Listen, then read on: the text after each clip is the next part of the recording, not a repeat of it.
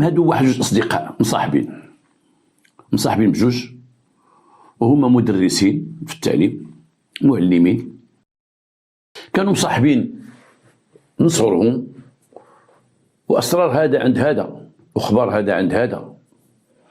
سو سون دي زامي كيما تيقول الفرونسي، اصدقاء. واحد فيهم تزوج دار العقد مع السيده اللي تزوج بها، ولكن باقي ما دارش العرس. اي خطبها، تملك بها، داروا العقد وما داروش العرس. هذاك السيد اللي تملك بالسيده، اللي نقول تزوج بالسيده لانهم دار العقد الزواج، لما تملك بها وبقاو وداو العقد ديالهم، وقع مشاكل ما بينه وبين ديك السيده العروسه ديالو حول العرس. وقعوا في مشاكل، المرأة تبغي عرس كبير، الاخر ما عندوش فلوس بزاف، ولات العائلات بيناتهم دخلوا على الخط. هادو تيقولوا لهم شنو جوجتونا كاع، واش جوجتونا شوميشه ولا جوجتونا ديانا، واش عطيتونا وكذا كذا. تخاصموا العائلات بعضياتهم على العرس. الاخر دخل مع ديك البنت، هذيك عروسته دخل معاها بمشاكل حتى هي انها تبات عائلتها، وهذا هو الغلط اللي تيوقع بزاف تيوقع في وقتنا هذا، هو انه العرس شحال واحدين فرقهم غير العرس، شحال واحدين من بعد العرس تفرقوا، تيخسروا فلوس صحيحه في العرس وفلوس كثيره في العرس، ومن بعد منها تيوقعوا مشاكل اقتصاديه، مشاكل تلاسونيه بعضياتهم بالهضره والكلام، تدخل ديال العائله وهذه وتيوقع الفراق العرس. لان حنا، وهذه خرجه غنقولها، حنا عدد كبير ديال الناس في المغرب تيديروا العرس تيديروه عادي كما جميع الدول العالم، ولكن تلقى ديما المراه او العروسه تبغي تكبر العرس ديالها، يكون عرسها كبير، بزاف الناس، بزاف المعروضين، بزاف كذا، وبعض المرات ما تتخممش بشحال ديال المصاريف، واخا تكون موظفه ما تتخممش بزاف في المصاريف اللي يكون عندها، وديك المصاريف الباهظه تتخسر، تخلق مشاكل بيناتهم. وحنا تنعرفوا في العراس ديالنا في المغرب ديالنا، تتلاحظ العرس المعروضين 200، معروضين 300، بعض المرات معروضين 400 ديال الناس، نبداوها بال100 وانت طالع. ما ان كلتا العائلتين، لا العائله ديال العروسه ولا العريس، لا حسبنا العائلات ديالهم بجوج، العائلات ديالهم والناس المقربين لهم، تلقى 40 الناس، 30 الناس، 35 الناس. كما قلت لكم كاين العراس تلقى 300 ديال الناس. لو تشد العروسه والعريس وتدورهم على دوك الطوابل وتقول لهم وريونا اللي من عائلتكم، اقسم بالله نص ما تعرفوش. انا كنت تندير هاد البحث معاهم اخي بعض المرات، وكنت تنجلس معاه في شي عرس الا تعرضت، وتنجلس ديما مع العريس، لان انا اعوذ بالله قلت انا كانت في واحد الفكره، انا الا كنت غنتعرض لشي عرس يعرض عليا العريس او تعرض عليا العروسه اون بيرسون، هما هي تجي ولا العريس يجي، راه ما تنبغيش يجي خوه ولا صديق خوه ولا واحد السيد قال، ولا واحد قال لك يلاه نمشيو لشي عرس نقصروا، وتيديني شي واحد يقول لي يلاه ريح معنا الدنيا هانيه السيد ديالنا، يلاه العرس ندوزو الليله في العرس وكذا وكذا. ما تنبغيش نكون داك الطفيلي، وما تنحملش الطفيليين، وتنوصي الناس ما تكونوش طفيلي في العرس. الا تعرفتي الطريقه القسميه ورد لك العريس، اما خو العريس واختو وبنت اختو راه جات عندنا قلت لها مرحبا بكم، لان هي كاع ما استاصص معاه. بعد ما اخت العريس ولا خو العريس، العروسه ولا العريس كاع ما متفقين مع الاخرين، تيمشي يعرض على صاحبو، خوها تيمشي يعرض على 10 ديال صحابو، اختها تمشي تعرض على 18 ديال صحاباتها، وتيجيو تيعمر العرس، وامها حتى هي بالاخبار تمشي تعرض على جدهم، هي تتعرض على بنت عمهم مع التخربيق. وهنا تنقول وتنعاود نقول، العرس ليس بحرام، والعرس جميل يكون العرس، ولكن ديما يضرب حسابات، تكون وعرض على الناس ديالك، وعرض على عائلتكم ونايض عائلتك ونوض نايض. شوف العائله كبيره، بزاف الناس يقولوا حنا عندنا العائله كبيره، الناس كبيره والناس غيجيو من كازا والناس غيجيو من مكناس. هاد الناس اللي عندك ما غيفوق حتى الناس، العائله كبيره. هما تم احدا ساكنين وجوج الذي تجيو الروينه 300 ديال الناس 400 ديال الناس. تيكمل العرس كما قلت لكم تيوقعوا المشاكل كما وقع لذاك السيد باقي ما بداوش العرس وقع ليه مشاكل، وكان تيعاود لذاك صاحبو اللي تيهمنا حنا في هذه القضيه هذه، تيعاود ليه على المشاكل اللي وقعوا ليه. تيقول له انت تشوف دابا بغات دير ليا وبغات دير ما بغاتش دير ما بغاتش دير وبغات دير.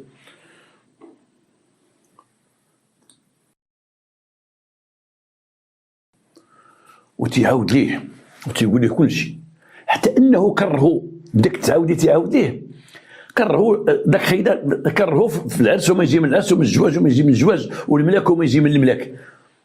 في الخطوبه قال لي وقعوا مشاكل، في الملاك وقعوا مشاكل، باقي ما بداوش العرس وداروا مشاكل. تيقول هذا الكاغيط دابا وندمت كاع كون خليت بلاتي شويه، والاخر تيتصنت وركب تيعمر في راسو ما تيفلتريش ملي جات تيدخلها في راسو، حتى كرهو في ذاك العرس وداك الشيء. من بعد وقع الفرق، داك صاحبو وقع ليه الفرق مع ديك المراه اللي دار معاها اللي ما دارش بها العرس، وطلقوا قبل العرس. الاخر من طلقوا قبل العرس ولا تيجيب لي اخبار اخرى وتيقول لي الحمد لله ما تزوجت بها، راه جاتني الخبار، راه كانت مع واحد خينا قبل مني انا، كانت مع واحد خينا خدام ليه في ديك الشركه ديال ليه. الاخر تيسمع تيقول لي رد بالك عيطتهم الخطيرين، انا جاتني اخبار انايا وجاتني الخبار فايته مخطوبه ومطلقه وما قالوهاش لي يا صاحبي. الاخر تيعمر هذيك المراه اللي هي طلق منها تيعمر عليها بانه عنده حق يطلقها وما يديرش بها العرس، والحمد لله اللي ما تزوجش بها والحمد لله اللي كذا وكذا، وانها كانت فاسقه وكانت تدير هذه وكانت تدير هذه وكانت تدير هذه، الحمد لله هذا الخبر هذا وصلته هاد كذا هاد كذا هاد كذا هاد كذا هاد كذا. الاخر غير تيتصنت وهز راسو. هذاك المشكل اللي كان عنده نحيدوا له عليه السلام، حيدوا عليه السلام الجيه رجعوا صاحبنا. من المشكل اللي كان عنده في العمل ديالو، هو كان مدرس، ما كانش عنده شي وحده خليله ديالو ولا شي وحده صاحبه ديالو، ما كانش عنده، وكان بعد راسو شويه من النساء، وكان تكره النساء، كان تكره النساء داخليا، لان في اي مجمع تيجلس كما تيقولوا الناس تعرفوه في شي قهوه تيجلس وتيبقى يشوف الشارع وجالس مع شي صحابو، كان ما تيدخلش في المواضيع ديالهم تيهضروا فيهم، ولكن تيدخل في واحد الموضوع واحد، هي يهضروا على شي مراه ولا شي حاجه ويبقى يعطيها. كان تيدوز شي بنات قدامه في القهوه تيقول صحابو شوف شوف شوف شوف المغرب باش عمر، شوف شوف كي داير، شوف لابس كي داير، شوف شوف اصاحبي حشومه كاع هادو دابا يتزوجوا كذا كذا كذا. كان دير على البنات ها وعلى العنصر النسوي ها تيحملش العيالات، كان في شي حاجه داخل عنده. وزادوا داك صاحبو معاه ديال القصه ديال الزواج ما الزواج عاد زاد فراناه. وبزاف الناس كاين بحال هكا، بزاف الناس. هذا واحد الوقت بدات تطلع عليه فكره الزواج، لما قرب الخمسينات ولا تيشوف في الزواج. صاحبو اللي هضرنا عليه عاود لقى وحده اخرى وخطبها وتزوج بها ومشى، ولكن خلاه فيه واحد المرض داك التعاون اللي كان تيعاود ليه. بقى هذا تيقلب على شي بنت يتزوج بها، وبقى تيقلب ومن تلقى شي وحده تيبقى يحفر ويبقى يقلب ولد عمها واش كان تيجي عندهم وهذا كذا تيحفر تيتبان لي شي حاجه ديك حظ اللور. ديما ديما ديما بغى شي بنت هو عفيفه، وبغى شي بنت تكون متاكد بانها محكومه وبانها ما تتعرف والو، بانها هو لاحظ واحد البنت كانت تقرا عنده في القسم، كانت زوينه، كانت ساكنه في ضاحيه المدينه اي خارجه شويه على المدينه. كان باها تيجيبها مسكين دافع واحد البيكاله تيجيبها ديما للمدرسه كما تعرفوا الناس، تيجيبها بالبيكاله حتى لباب المدرسه تدخل تمشي. وكان باها تيرجع لها، كان با واحد فلاح بسيط عنده شي فليحه تما تيدير فيها خضيره وقزبر ومعدنوس بيعيش، وعنده ديك البنيه هذيك تيجيبها وتيديها. الاخر قال هذه هي البنت اللي بغيت، هذه هي البنت المحكومه تديها بها وجيبها. هذه البنت ما عندها فين تزهق وما عندها معاهم تعرف، لان اولا ساكنه في واحد دوار صغير، دوار صغير خارج المدينه تيديروا فليحه ما عندها لا اولاد لا والو كذا وكذا. وبقى تيبحث، بقى تيعمق البحث، بقى تيمشي يبحث ويشوف العفو، تيشوف ديك البنت شكون اللي ساكن حداهم كذا كذا، تيشوف شي جيرانهم، يلقى شي مناسبه ديال شي جارتهم تيلقاها وتيعرفها جارتهم، تيسول عليها وعرف ديك البنت مسكينه داخله سوق راسها، وباها مسكين واحد الفلاح بسيط راجل شريف عنده وليدات اخرين، عنده ديك البنيه هي الكبيره تيجيبها تقرا، ظن فيها كل شيء، ظن بانها غادا تطلع هي في الثانوي وغادا تطلع غادي تطلع ان شاء الله الثانوي وغتشد البكالوريا وغتخدم عليه وغتوظف عليه وغتعاونو وكذا وكذا وكذا وكذا. بقات تقرب من بوها، كل ما تيجي بوها للمدرسه جايب بنته تيسلم على البنت، تدخل تهضر مع بوها لاباس عليك بخير كذا كذا كذا، اش تديروا اش تعرف عليه، ولا تيقول ليه جدرتو دابا عندكم البطاطا، تقول درنا شويه البطاطا ودير لي 10 كيلو على حسابي نخلصك فيها، درتو الفلفل لا هي درنا شويه الفلفل، جيب لي 5 كيلو، تاخذ عنده بزاف باش يتعرف معاه باش يتقرب ليه، وتيخلصو تيجيب لي الاخر البطاطا تيديها له، هو زوف هذيك وقت تيديها يطيبها ولا ما عرفت، ولا تيتقرب ليه حتى انه قال لي واحد المره خصني نمشي نشوف عندكم ديك الفلاحه ونشوف بلاد ونشموا ريحه ديال الارض والتراب وكذا وكذا، وداه تما رحبوا به، بنته ديك التلميذه كان عندها نهار كبير، المعلم ديالهم يجيو عندهم للدار ورحبوا به وشاف عائلته، خرج مع ديك الريحه تيشوفها، هنا غدير هذه هنا غدير هذه، لقيت شي ارض ان شاء الله نكريوها انا وياك انا نخلصها وانت توسع الفلاحه ديالك وكذا وكذا وكذا وكذا. مشى عنده شي 3 المرات هو تيمشي عنده وتيبين ليه غير داك الوجه الزوين ديالو، داك الوجه المضيء ديال القمر. علاش تيقولوا الوجه المضيء ديال القمر؟ حيت القمر عنده جوج وجوه، القمر اللي خلق الله هذا الكوكب عنده جوج وجوه، واحد الوجه تيشوف في الشمس وواحد الوجه عمره ما تيشوف في الشمس. القمر عنده واحد الوجه وهادشي معروف عند الناس اللي عارفين، واحد الوجه تيشوف في الشمس لان القمر ما تيدورش حول نفسه بحال الارض، لا تيدور هاك ديما هاد الوجه اللي فيه الضوء هو اللي تنشوفو حنايا، اللي ضربه فيه الشمس هو اللي تنشوفو حنا القمر السما، ولكن اللور ديالو مظلم.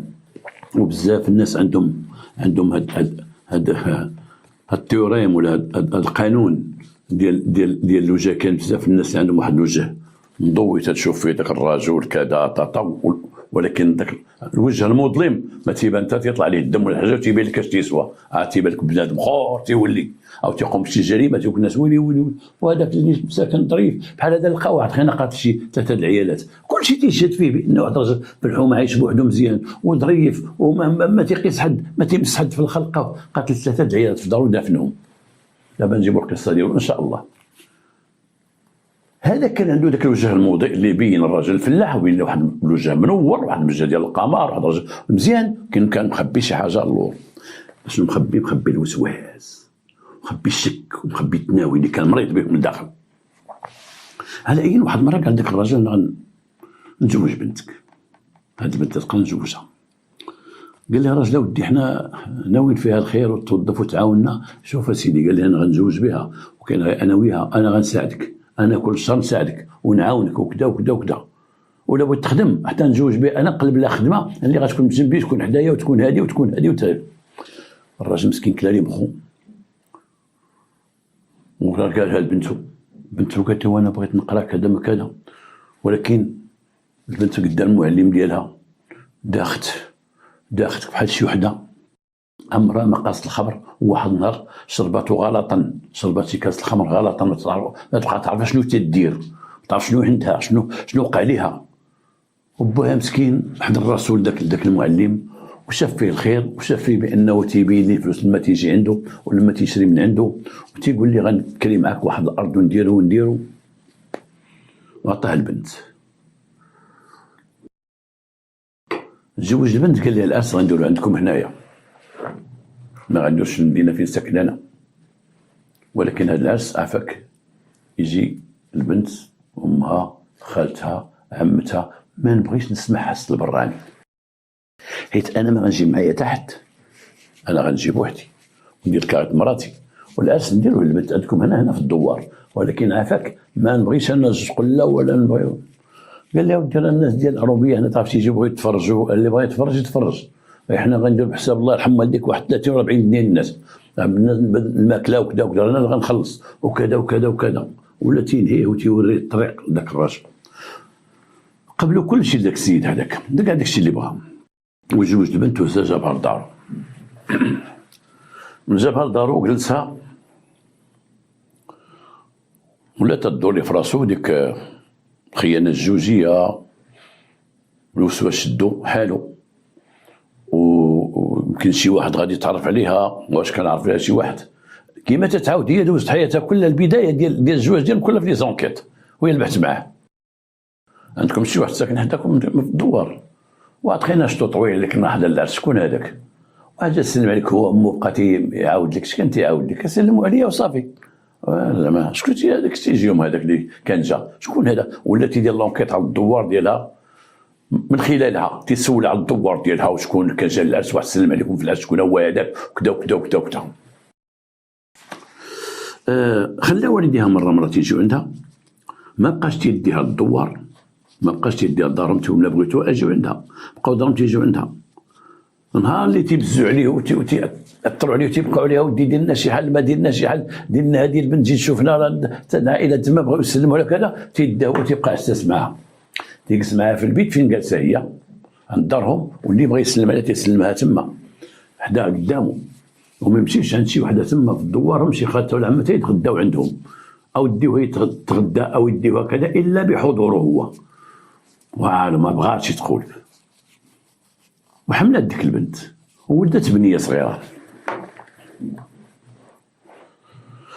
صغيره، وجات تشدد ديال الحراسه عليها، وشالها بورطابل تاكتيل ديال الصباع كيما تيقولوا، وحيدوا ليها، وخدا ليها واحد بورطابل صغير كيما تيقول داك ديال العظم ديال 50 درهم ولا 100 درهم، وفيما تيجي تيقلب البورطابل، وفيما تيجي تيشوف شكون اللي عيط وشكون اللي ما عيطش، هي ما تعيط لها حد، يلاه دارهم شي مره اللي عيطوا ليها تيسولوها وتوحشوها دارهم. كانت تديها مره في السيمانه لدارهم، ثم ولا تديها من الشهر للشهر، تيقول ما انا مشغول تنتخلص ونجي عندكم، دار بحساب حق الخرصه غيجيب معاه اللوز والزيت ومع داك التخربيق. ما بقاش تيجيبها تماما كاع في الاخر، كاع ما بقاش تيجيبها، وتخاصم مع دارهم، تخاصم معاهم، دار واحد السبه وتخاصم معاهم، مرتي ما تجيش عندكم، ما تقربوش عندي وما تجيش عندي لداري، وتبعدوا مني وكذا وكذا وكذا، جيبوا لها الخبارات وجيبوا لها كذا وديروا لها كذا وديروا كذا. البنت مسكينه صغيره، والمعلم ديالها اولا السلطه ديالو هو كمعلم ديالها، لانه كان عنده سلطه عليها، هو تيقريها، معلم واعر ماشي معلم ساهل، وديك السلطه بقات حامله معها وخا تزوجت به. السلطه ديالو هو كراجلها، ها جوج ديال السلطه ديال البنيه اللي زادت بنتها، ولا حتى هي مسكينه مكتفاها، ولا ديك البنت جالسه في الدار، عنده الدار فيها الفوق والتحت.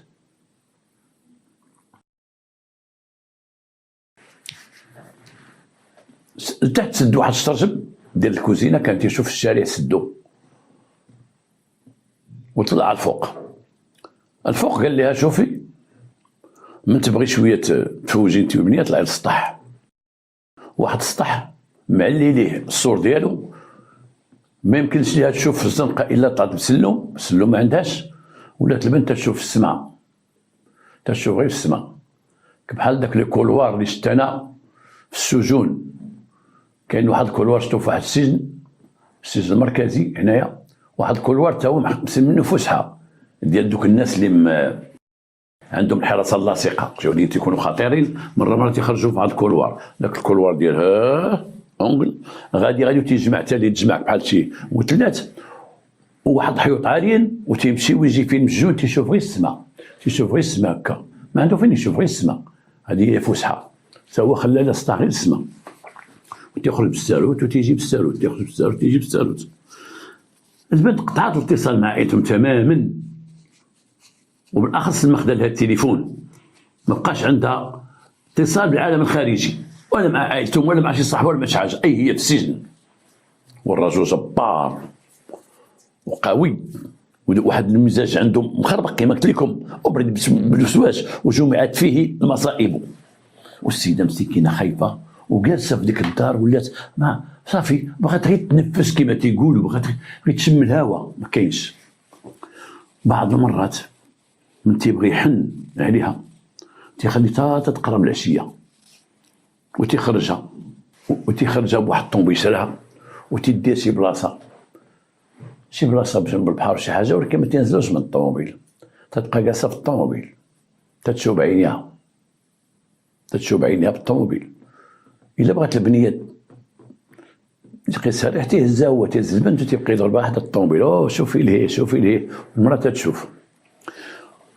المراه لما تطلب ليه تمشي لدارهم ولا تيجبد لها بزاف ديال الهضره، بغيت تمشي لداركم، علاش بغيت تمشي لداركم؟ عندك ولد عمك اللي سلمك ديك نهار العرس جا تيقول لك لاباس بخير، تيصحابني انا كامبو تيدير فيك ديك الشوفه، لا داك اللي قلتي ولد خالتي اللي جا سلم علينا ومسلايا وتقابل معاك، صحابني انا ما لاحظتوش، صحابني بقى تيجبد لها بزاف مشاكل، ما عمرها كان فيها هاد الشيء هذا على دارهم ولا كذا ولا كذا. واستمر الحال واحد الوقت عامين ما مشاتش، ما مشاتش لدارهم، والبنت بقات ولات تفكر غير في طلاقها كاع، ما بقاتش باغيه حتى شي حاجه مع السيد صافي حاصرها.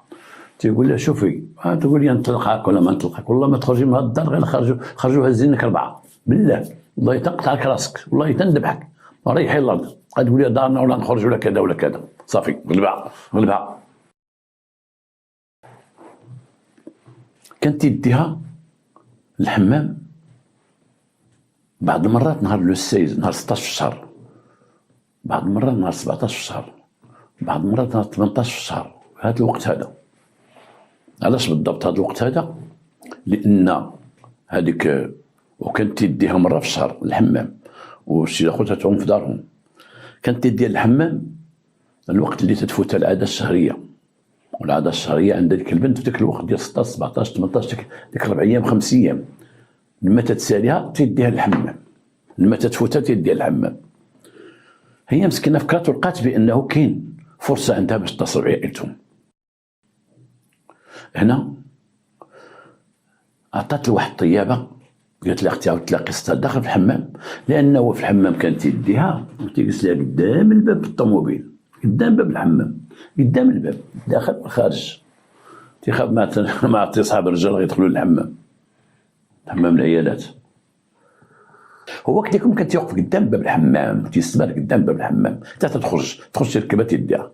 السيده مشات وتلاقات بالطيابه وعاودت الطيابه قصتها وقالت لها اختي التليفون كيفاش توصلي مع عائلتي، وقول لهم اختي هز لي دوزت مع واحد الحصه ديال الحمام وهي غير تتعاود لها.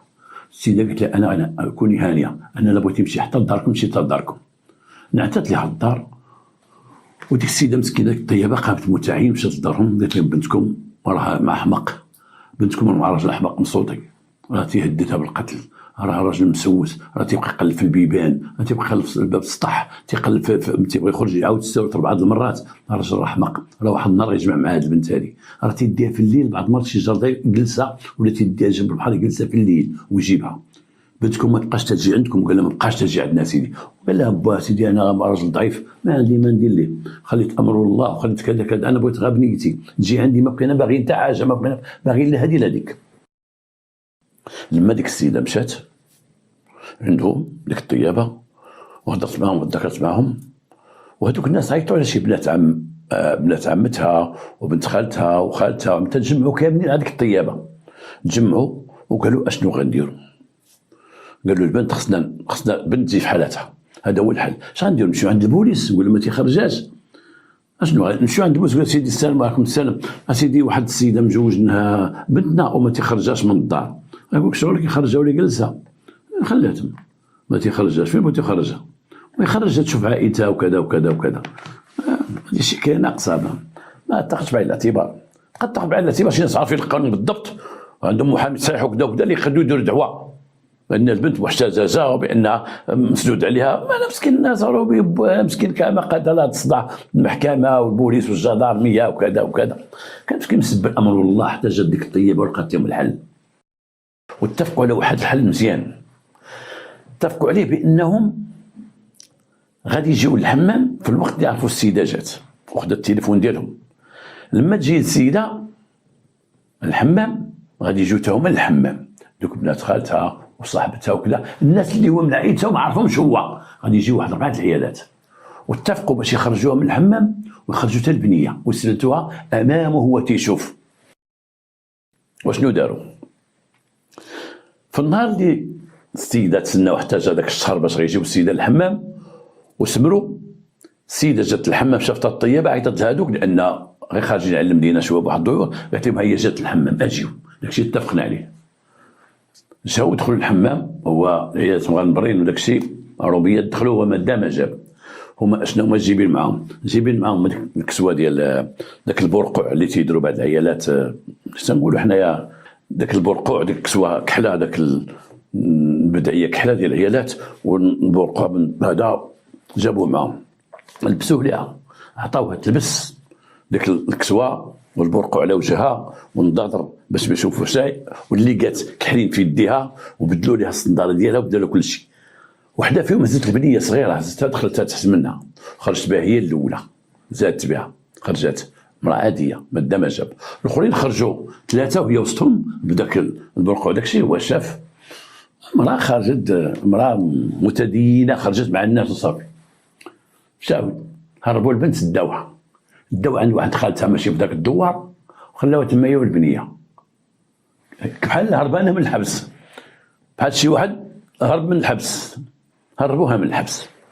هو بقى قدام الحمام، بقى قدام الحمام سامر اول تيدق على الباب. طيبه قول ديك المراه ديالي تخرج. اين مراه سيدي؟ واحد المراه تخرج سيدي العيال تيعوموا. طيب ديك الطيبه تخرج عنده كل ساعه تضيع عليه الوقت. كلمي المراه هي غتخرج سيدي بلاتي هذيك، راه قالوا لها كذا. خرجوا عيالات كاملين تيشوف الطيبه تخرجوا، قال لهم واحد المراه ديالي واحد البنيه صغيره، واخويا قالوا لي راه بزاف يدخل مع البنيه صغيره. لا واحد المراه راه قصيره شويه، لابسه جلابه قهويه، عندها بنيه صغيره عندها تقريبا شي عام دابا، واخويا الله اعلم راه العيال كامل دخلوا وخرجوا كذا وكذا. بقى تما عيط للبوليس، قال لهم برتي هنا في الحمام. الاخرين والله ما تمشيو، الطيبات والله ما تمشيو، ثلاثه الطيبات. وهذا الحمام قال لا والله ما تمشي تطيح روح والو. اجبد واحد العصا من الطوموبيل وشدك الناس تما وجاو البوليس. جاو البوليس شنو عندك اسيدي؟ اسيدي مرتي دخلت الحمام ما خرجتش، هي باقا هنا في الحمام. ويلي يا صاحبي ياك ما خرجت ما شتيهاش، وهذا اسيدي قدام باب الحمام. عيطوا لواحد البوليسيه كاتبه كما قلت لكم، كانوا كاتبات اللي جات دخلت الحمام. من بعد منها دخلوا البوليس تاكدوا بان الحمام ما فيهش ديك المراه. قال لي المراه ما كانش في الحمام. قالوا ما يمكنش، ما يمكنش طارت منين؟ دخل انت قلب، دخل شوف الحمام عندها منين تخرج. دخلوه يشوف الحمام خاوي، ما كاين حتى حاجه. السيد بدا يغوت تما وهذا، قال لي البوليس عندنا دير الشكايه ديالك، دير البحث لفائده العائله، ولا دير الشكايه بالمراه ديال الكربات، ولا دير شي حاجه ولا حاجه. مشى مع البوليس دار الشكايه ديالو، هز الضربه ومشى عند بوها. وبوها هذيك الساعه مسكين تبدل الراجل، واستعن بشي ولاد من شي عائله ديالو تما، راجل خالته راجل اختو وشي وحدين شي ثلاثه واربعه د الرجال في الدوار، عرفوه غيجي وبقاو تيتسناوه. بقاو تيتسناو في الدار في الدوار هو يجي. من جات جمعوا دوك الرجال ديال الدوار، قال اش بغيتي؟ قال لهم مرتي واش ما جاتش عندكم؟ قال لي سير سيدي ما جات عندنا، لا مرتك لا مولي وبي، ما تبقاش تجي عندنا، سير قلب عليها ولا بحث عليها، ما تبقاش تجي. هما نوضوا مع الصداع، ناض واحد خينا تما هو ضربوا هز الضربه تما، مشى عند الدرك الملكي، لان الدول حسب الدرك الملكي، ضربوني ما ضربوني. انتقلوا للدرك الملكي، جاوا لديك الدار، قال لهم سيدي هذا السيد المراه ما عرف فين دارها، ما عرف قتلها ولا ما عرف فين دارها، وتيجي يصد عندنا مخنا هنايا، ما عرف فين دار المراه سيدي هي والدريه. تخبر السيد وكيل الملك من تما، قالوا بو شوفوا دارو. هو الاول جاو عنده للدار تيلقاو باقين شي حوايج ديال المراه داكشي، ولكن المراه فين هي؟ ولا هما تيسولوا على المراه، تقول المراه فين هي صاحبي، وديتها للحمام. والطيبات تيقول لهم سيدي مع البحث يديروا الدرك والبوليس، تيقول لهم الطيبات حنا ما عرفناش مرتو تجي، ولكن ديك الدار ما شفناهاش حنايا، حنا ما شفناهاش. ولا هو مشكوك فيه. فين مرتك؟ ما مرتك، فين مرتك؟ ما مرتك. السيد شدتو الهستيريه ديالو وطاح، ودوه للمستعجلات، وجاو المستعجلات وجا لدارو في الليل، بقى تيغوت وتيسب وتيعرق، ومشى للكوميساريه تاع تما عاوتاني بلا والو، تقلبوا لي على مراتي، ما تقلبوا على مراتي. هز الطوموبيل تما ديالو مشى لذاك الدوار تما نوض صداع، جاو الجدرمي مالك عاوتاني، لا سيدي هما جبدوا لي مراتي، ما جبدوا لي مراتي. السيد دخل في واحد الهستيريا اللي في الاخر كاين الحل الوحيد هو داوه المستشفى. هزوه براسو داوه المستشفى بانه اصيب بهستيريا كبيره، تيقولوا بانه ظنوا بانه حماق السيد، ودوه المستشفى النفساني. اللي هو سالا، وداوه لتما، ودوز واحد 48 ساعه، وتلقوه مشى في حالته، وعطاوه انذار ما تمشيش عند النساء تبقى تهجم عليهم ولا كذا ولا كذا ولا كذا. دازت واحد المده ديال شهرين، والسيما بقى تيمشي لخدمته لهذيك لان علاش؟ لانه صافي هذيك هي المراه اللي قبلت عليه، ولا تيبان لي في العالم كامل هذيك المراه بوحدها اللي قبلت عليه، واللي ماشي خائنه، واللي ماشي كذا واللي ماشي كذا، وكاين وما عرفش يتصرف، دارها في الحبس خوفا من دخول واحد النهار، خوفا او بدافع المرض اللي فيه ديال الوسواس القهري اللي عايش فيه، ذاك الوسواس اللي هو فيه قلت عليه. بزاف الناس فيهم هذا الوسواس، بزاف الناس يدخل للدار ويقول للمراه هذاك التليفون ديالك، التليفون بقى يقلب التليفون، هذا اش تقلب؟ اش تقلب؟ لا والو، اش نقلب؟ يدخل للدار تيتصنت، ما يمكن تهضر، شكون اللي كتهضر معاه؟ فيك انت، في كذا في كذا، شحال من واحد عشنا معاه حنا وقتل مرتو والله الا قتلها ضحيات، بقات يتجمع لي تدخل تخرج تدير، تنشوفها تتماكي، تنشوفها تيبقى يجمع لداخل في الاخر، واحد تيطب فيها وتيجي عندنا تدخلني مع من؟ تدخلني مع من وانا عارفه، تدخلني انا حاسبها تدخلني. شحال وحده تهمت راجلها بالخيانه ونضع معها صباط ومسكين هذا دخل سوق راسو وصف. كان عندنا حنا واحد كوميسير دو بوليس وكان رجل طيب ومزيان ومتقي الله وهذا، وبعد ما واحد تهجمت عليه مراته، دخلت عنده، هو كان رئيس ديال واحد المصلحه، قالت لي هذيك ما تبقاش، هذوك جوج بنات ما يبقاوش عندك في الكتابه، حيدهم من عندك.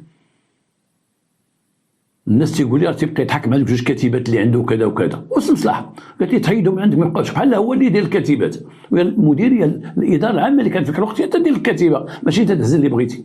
هو مسكين كان بريء، وتجي تهجم عليه في الخدمه، تولوا الكاتبات تساقوا الخبر وتيهجموا عليه، خرجي من هنا خرجي من هنا كذا كذا، تولوا بعد صداع، دخل عند والي الامن ومنعوا هذيك المراه ديالو باش تجي تما، هو انا مسكين ديال حتى حاجه.